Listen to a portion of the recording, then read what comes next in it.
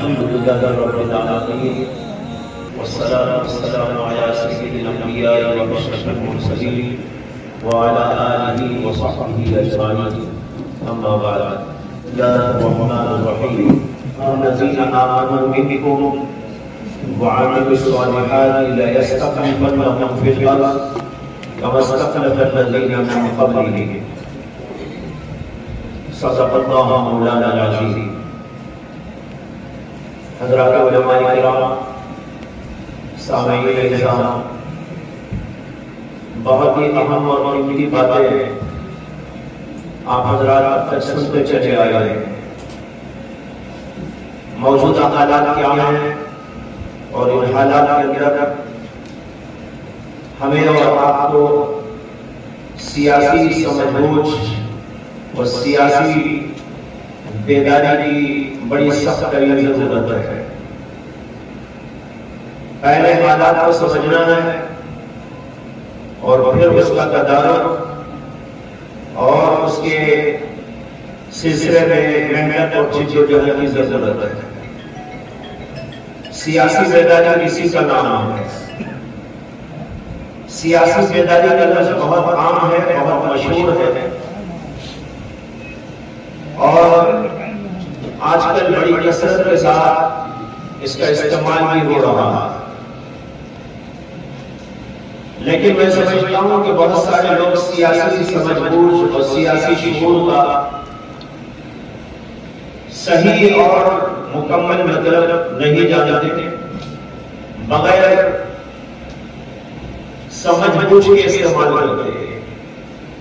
اگر سمجھ بوجھ کر اس کو استعمال کریں تو واقعی ہماری سمجھ بوجھ ٹھیک ہو جائے اور حالات کو سمجھنے اور آگے کی کارروائی کرنے کی اللہ ہمارے اندر سخت اور طاقت اور استقامت عطا کرے. سیاسی سمجھ بوجھ یا سیاسی شعور جس کو کہا جاتا ہے، اس کا مطلب دو چیزیں ہیں. پہلی بات تو یہ ہے کہ حالات کو سمجھنا چاہیے، مسائل کو سمجھنا چاہیے، ان کے اسباب کو سمجھنا چاہیے اور جہاں سے یہ چیزیں پیدا ہو رہی ہیں، جن ذہنوں سے پیدا ہو کر ہماری طرف آ رہی ہیں، ان ذہنوں کو سمجھنا چاہیے. ایک حصہ تو سیاسی سمجھ بوجھ اور سیاسی شعور کا یہ ہے. اور جب ہم اس کو سمجھ لیں گے، حالات کو سمجھ لیں گے، حالات کے اسباب کو سمجھ لیں گے اور اس کے ساتھ ان ذہنوں کو بھی سمجھنے کی کوشش کریں گے جہاں سے یہ حالات وجود میں آ رہے ہیں، تو پھر اس کے بعد دوسرا نمبر ہے اس کے ازالے کا. کن تدابیر کے ساتھ اس کا مقابلہ کرنا چاہیے، کس طریقے پر ان چیزوں کو انگیز کرنا چاہیے، یہ دوسرا نمبر ہو. پہلے نمبر پر اس بات کی شدید ترین ضرورت ہوگی کہ ایسے دماغ اور ایسے سمجھ بوجھ والے اس کی فکر کے اندر لگے اور حالات کا جائزہ لے کر بتائیں کہ حالات کیا ہے، مسائل کیا ہے، کہاں سے پیدا ہوئے ہیں، کیوں پیدا ہوئے ہیں، منشا کیا ہے. یہ ساری چیزیں سمجھ بوجھ رکھنے والے لوگ سمجھ کر سامنے لے آیا. اس کو کہتے ہیں نظریاتی سیاست. دوسرا نمبر عملی سیاست کا ہے. جب یہ ہمیں پتہ چل جائے گا حالات کیا ہیں، مسائل کیا ہیں، کہاں سے پیدا ہوئے ہیں، کیوں پیدا ہوئے ہیں، تو پھر تدابیر کرنے کے لیے میدان میں کودنا ہوگا اور اس کے ازالے کی تدابیر اختیار کرنی ہوگی اور جدوجہد کے ساتھ محنت کے ساتھ کام کرنا ہوگا. ان دو چیزوں کو جمائے تو اس کو کہتے ہیں سیاسی شعور. عام طور پر سیاسی شعور نہیں ہے، اس کا مطلب یہی ہوتا ہے کہ دو کام ہم نہیں کر پاتے. پہلے تو یہ نہیں سمجھ میں آ رہا ہے ہم لوگوں کو کہ یہ حالات کیوں ہیں، اس کے پیچھے کیا اسباب ہیں، اور پھر تدابیر کرنے کا نمبر تو اس کے بعد آتا ہے. اس کے لیے بہت کچھ کرنا پڑتا ہے. اسی لیے اگر یوں کہا جائے کہ دو چیزوں کی ضرورت ہے جس سے کہ ہمارے اندر سمجھ بوجھ اور سیاسی شعور بیدار ہو سکتا ہے، ایک حکمت اور دوسری ہمت۔ حکمت اور ہمت یہ دو چیزیں ہمارے پاس آ جائے، حکمت سے سمجھ میں آئے گا اور حکمت سے کام کرنا آسان ہو جائے گا۔ یہ دو چیزیں مل کر ہمارے اندر کچھ ایسی چیز پیدا کر سکتی ہیں جس سے کہ ہم اس سلسلے میں کام کر سکیں اور آگے بڑھ سکیں اور ان حالات کا مقابلہ کرنے میں کامیاب ہو جائے۔ نبی اکرم صلی اللہ علیہ وسلم کی زندگی ہمارے سامنے ہے، ماشاءاللہ سب کے سب حضرات علماء ہیں، علماء کے سامنے پوری سیرت ہے اللہ کے نبی علیہ السلام۔ جب حالات پیش آئے تو اللہ کے نبی علیہ السلام نے سیاسی سمجھ بوجھ اور شعور کا کس طریقے پر استعمال کروایا اور پھر اس کی تدابیر کیسے اختیار کروائی اور کس قدر ہمت کے ساتھ بہادری کے ساتھ میں مقابلہ کروایا، یہ سیرت نبی کے اسباب کے اندر ہمیں واضح طور پر مثالیں ملتی۔ بعض لوگ یہ سمجھتے ہیں کہ سیاسی سمجھ بوجھ یا سیاسی شعور کا مطلب یہ ہے کہ بس کچھ آواز کر دی جائے، کچھ شور کر دیا جائے، کچھ مظاہرہ کر دیا جائے، کچھ ہنگامہ برپا کر دیا جائے اور یہ بتا دیا جائے کہ بھائی ہم جو ہے یہ چاہ رہے ہیں، ایسا ہونا چاہیے، ایسا نہیں ہونا چاہیے۔ اس لیے بتا دینے کا نام سمجھتے ہیں کہ سیاسی سمجھ بوجھ اور سیاسی شعور، اور یہی وجہ ہے کہ ایسے لوگوں کو علماء سے بڑا شکوہ ہو جاتا ہے کہ بھائی ہم تو بہت کچھ کرنا چاہتا ہے، علماء کیوں بیٹھے ہوئے، علماء کیوں کچھ نہیں کرتے، علماء میدان میں کیوں نہیں آتے۔ ایک صاحب نے بھی بھری مجلس کے اندر میرے سے ایک جگہ پر سوال کر لیا، انہوں نے پوچھا جب یہ حجاب والا مسئلہ چل رہا تھا اور جگہ جگہ پروٹیسٹ ہو رہا تھا تو اسی زمانے میں ایک جگہ سے سفر کا تھا، وہاں پر ایک صاحب نے سوال کیا اور وہ اسٹوڈنٹ تھے، انہوں نے کہا کہ اسٹوڈنٹ بھی اور دوسرے مختلف طبقات سے تعلق رکھنے والے لوگ بھی پروٹیسٹ کر رہے ہیں، لیکن علماء کیوں پروٹیسٹ کرنے کے لیے میدان میں نہیں آتے، کسی سڑک پر وہ نظر نہیں آتے، کسی میدان میں نظر نہیں آتے، کسی جگہ پر نظر نہیں آتے، یہ کیوں نہیں آتا؟ یعنی ان کے ذہن میں یہ ہے کہ اس طرح کرنے کا نام سیاسی شعور ہے، اس طرح کچھ حرکتیں کرنے کا نام سیاسی سمجھ بوجھ ہے، اور علماء کے لیے ان کے پاس شکایتوں کا ایک دفتر موجود ہے کہ وہ ایسا کیوں نہیں کرتے۔ علماء ایسا اس لیے نہیں کرتے کہ بھائی ان کے پاس سیرت النبی کے اسباب موجود ہیں۔ نبی اکرم صلی اللہ علیہ وسلم نے مختلف حالات سے دوچار ہونے کے ساتھ ساتھ جو کچھ کیا وہ سیرت کے اندر موجود ہے۔ غزوہ حدیبیہ کے موقع پر صلح حدیبیہ کا جو عمل ہوا، اللہ کے نبی علیہ السلام نے کیا کیا؟ جبکہ بعض صحابہ کرام یہ سوچ رہے تھے اور ان کو ایسا سمجھ میں آ رہا تھا کہ اللہ کے نبی علیہ السلام دب کر یہاں پر صلح فرما رہے ہیں، حتیٰ کہ حضرت عمر کو بھی شکوہ ہو گیا۔ شکوہ کو نہیں کہنا چاہیے، ان کے دل کے اندر ایک جو ہے کچھ الجھن سی پیدا ہو گئی۔ انہوں نے جب نبی اکرم صلی اللہ علیہ وسلم سے عرض کیا تھا کہ یا رسول اللہ کا ہم حق پر نہیں ہیں، آپ نے کہا کیوں نہیں؟ پھر انہوں نے کہا جب ہم حق پر ہیں تو دب کر صلح کرنے کی کیا ضرورت ہے؟ اللہ کے نبی علیہ السلام نے عجیب جواب دیا، آپ نے فرمایا کہ میں اللہ کا پیغمبر نہیں ہوں، جب میں اللہ کا پیغمبر ہوں تو اوپر سے لے کر وہ کر رہا ہوں جو کہ میں کر رہا ہوں۔ تو دیکھو یہ سیاسی سمجھ بوجھ، اور اسی لیے کہنے والوں نے کہا کہ یہ جو صلح حدیبیہ تھی بظاہر دب کر صلح ہوئی، لیکن اس کا نتیجہ اتنا بہترین رونما ہوا کہ کہنے والوں نے کہا کہ دراصل یہ صلح حدیبیہ فتح مکہ کا پیش نما، اسی کی وجہ سے یہ جو ہے وجود میں آیا جس کو ہم کہتے ہیں فتح مکہ، اللہ کے نبی علیہ السلام نے کیا۔ تو صرف شور کا نام یا جوش کا نام نہیں بلکہ کچھ سمجھ بوجھ کا نام، حالات کو دیکھنے کا نام، مسائل کو سمجھنے کا نام، اور پھر اس کے بعد اس کی صحیح تدبیر اختیار کرنے کا نام، یہ ہے دراصل سیاسی سمجھ بوجھ۔ نبی اکرم صلی اللہ علیہ وسلم جب مکہ المکرمہ میں رہ رہے تھے ہجرت سے پہلے تو حج الفضول کا واقعہ پیش آیا. اللہ کے نبی علیہ السلام نے وہاں کے لوگوں سے مل کر جو ہے کچھ کام کرنے کا تہیہ کیا اور اللہ کے نبی علیہ السلام بعد میں فرمایا کرتے تھے کہ آج بھی اگر اس کام کے لیے مجھ کو بلایا جائے تو میں آج بھی اس کے لیے تیار ہوں. جب حج الفضول کا واقعہ اس وقت میں پیش آیا تھا جب نبی اکرم صلی اللہ علیہ وسلم ابھی نبوت پر سرفراز نہ ہوئے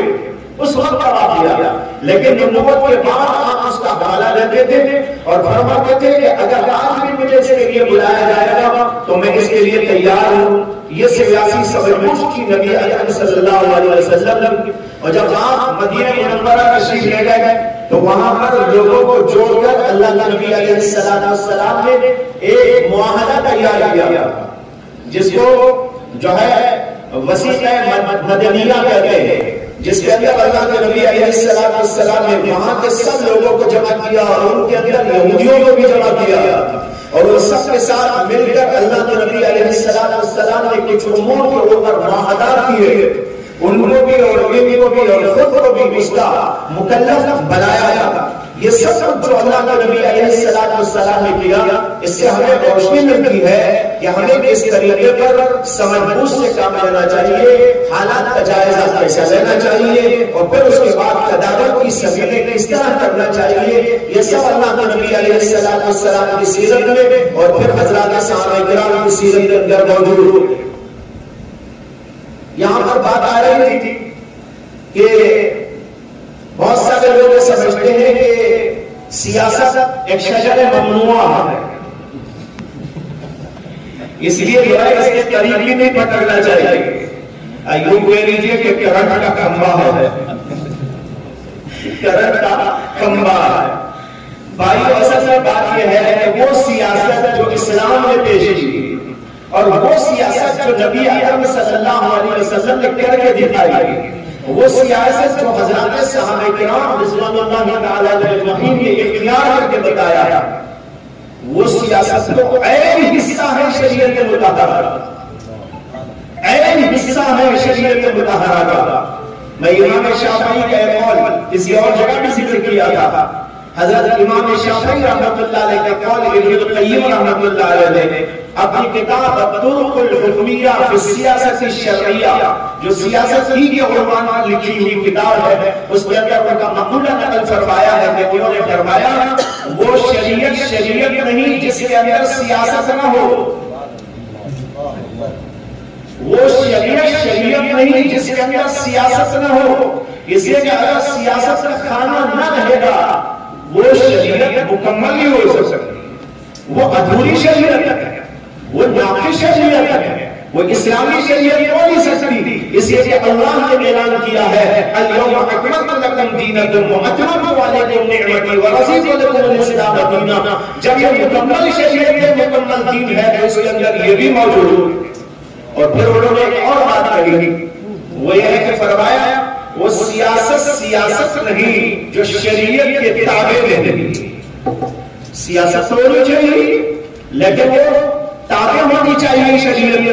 شریعت نے جو اصول بتایا ہے، شریعت نے جو طریقے بتایا ہے، شریعت نے جن چیزوں کو پیش کروایا ان چیزوں کے مطابق اگر شریعت کو لے کر سیاست چل رہی ہو وہ سیاست ہے. اگر شریعت سے اس کو ہٹا دیا جائے تو وہ تو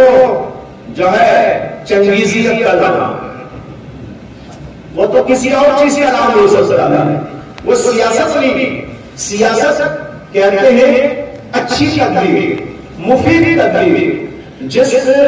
نقصان کو یا جس خرابی کو،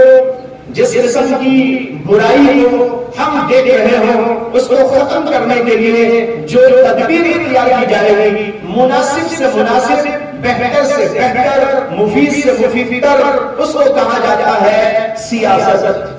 اور یہ سیاست وہ ہے جس کے بارے میں نبی اکرم صلی اللہ علیہ وسلم نے فرمایا ان بنی اسرائیل کانت تسوسهم الانبیاء.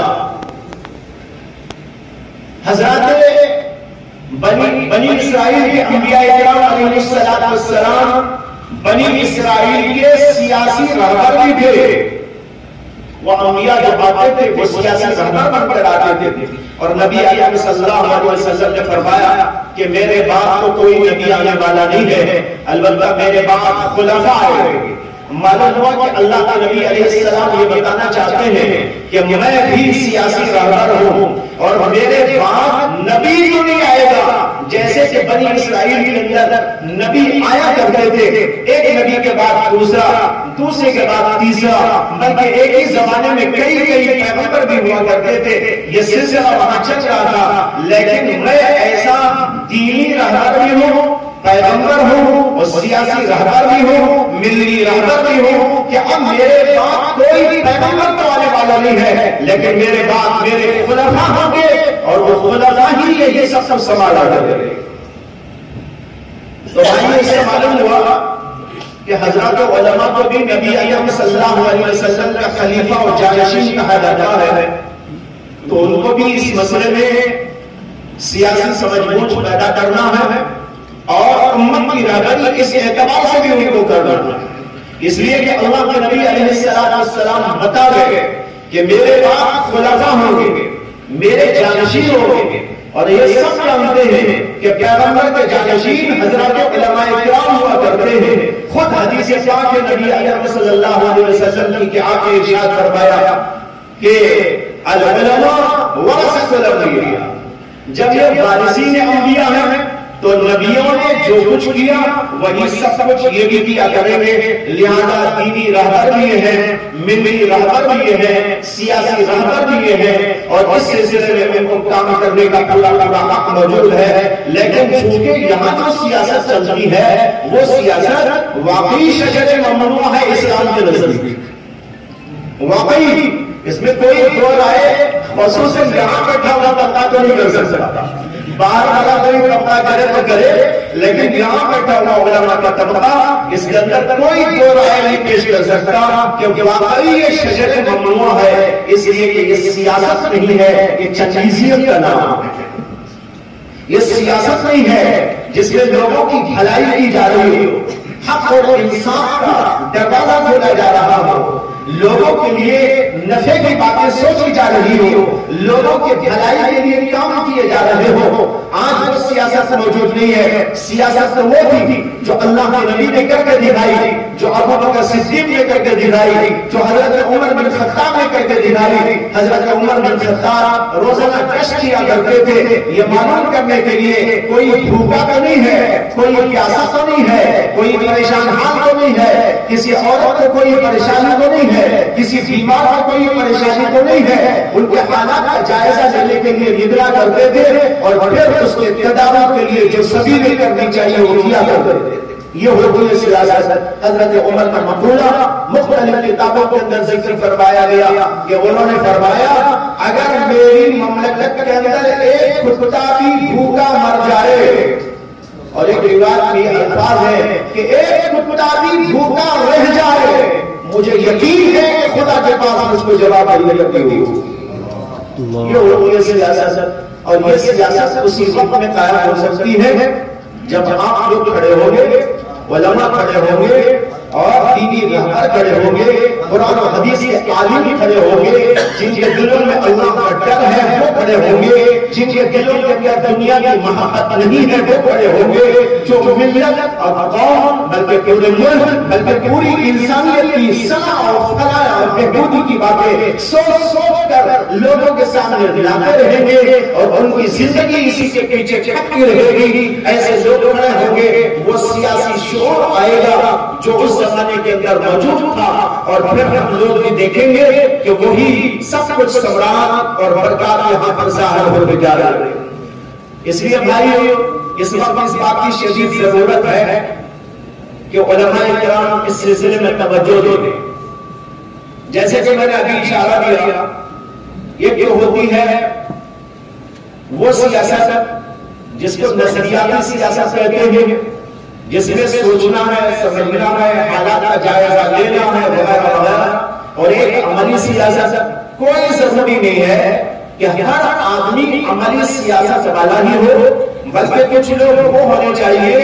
جو نظریاتی سیاست کے حامل ہو، جو بڑا دماغ رکھتے ہو، قرآن و حدیث پر بھی گہری نظر رکھتے ہو، حالات کا بھی اچھی طرح جائزہ لیتے ہو، اور ملک اور ملت کے مسائل کو سمجھنے کی ان کے اندر بھرپور صلاحیت موجود ہو، ایسے لوگ یہ نظریاتی سیاست کے حامل ہوں گے، اور پھر انہوں نے جو نتائج عرض کیے اس کو لا کر پیش کرنے کے بعد کچھ لوگ وہ بھی ہوں گے جو سیاسی میدان میں عملی طور پر اتریں گے اور کام کرنے والے ہوں گے، کچھ لوگ یہ کام کرنے والے ہوں گے، کچھ لوگ یہ کام کرنے والے ہوں گے۔ ہمیں دونوں قسم کے لوگوں کی ضرورت ہے، کچھ وہ لوگوں کی ضرورت جو سیاسی سمجھ بوجھ رکھ کر اس سلسلے میں محنت کرتے ہوں، اور کچھ لوگ وہ ہونے چاہیے جو عملی میدان میں اتر کر کام کرنے والے ہوں، ان کو حکومت دینی چاہیے، ان کو پیچھے سے جو ہے بیک اپ دینا چاہیے، اور ان کے نظریات کو مستحکم کرنا چاہیے، اور پھر تدابیر ان کو بتانا چاہیے۔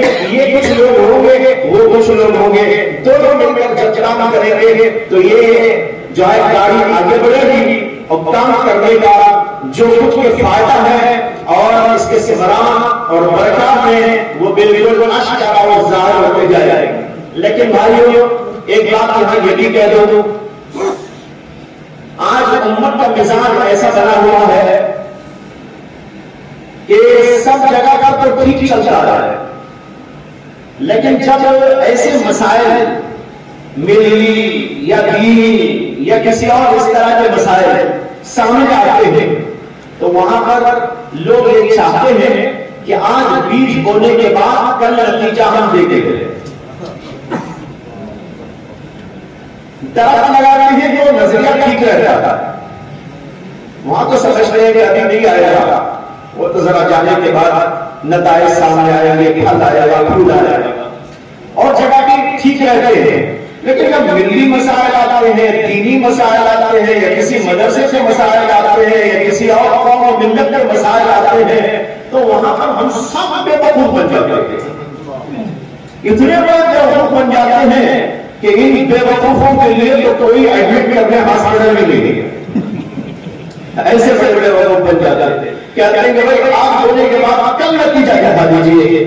یہ بہت ہی شدید قسم کی غلط فہمی کی بات ہے۔ ہم سب کو بھی اور پوری ملت کو بھی بیدار کر ان کے ذہنوں سے اس کو نکالنا چاہیے۔ لوگوں نے 100 سال کے بعد اپنا پھل دیکھا،